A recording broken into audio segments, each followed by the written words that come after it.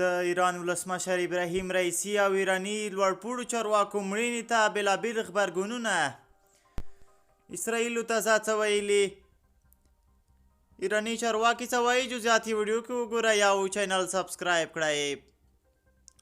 سلام، ستړي مه شئ د پښتو نیوز چینل لیدونکو، وخت مو بخیر. په موکړی تازه خو ډېر زیات مهم خبر ته. د چورلکې لوېدو پیښه کې د ایران د ولسمشر ابراهیم رئیسي د بهرنیو چارو د وزیر حسین امیر عبداللهیان او مل پلاوي له وژل کېدو وروسته په کور دننه او بهر د غم شریکۍ بېلابېل غبرګونونه ښودل شوي دي. ابراهیم رئیسي یو وتلی سیاستوال و چې خپل ټول ژوند یې د هیواد خدمت ته وقف کړ. هغه د دواړو هیوادونو ترمنځ د ښه ګاونډیتوب اړیکو په وده کې ارزښتناکه شخصي ونډه درلوده او د ستراتیژیکو همکاریو کچې ته د رسیدو لپاره یې ډیر کار وکړ. ولادیمیر پوتین د روسیې ولسمشر.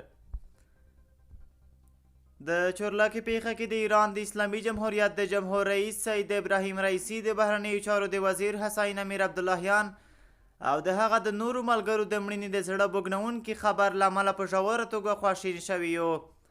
د ایران د اسلامي جمهوریت د خلکو لپاره یوه ستره ضایع ده. الهام علیف د آذربایجان ولسمشر.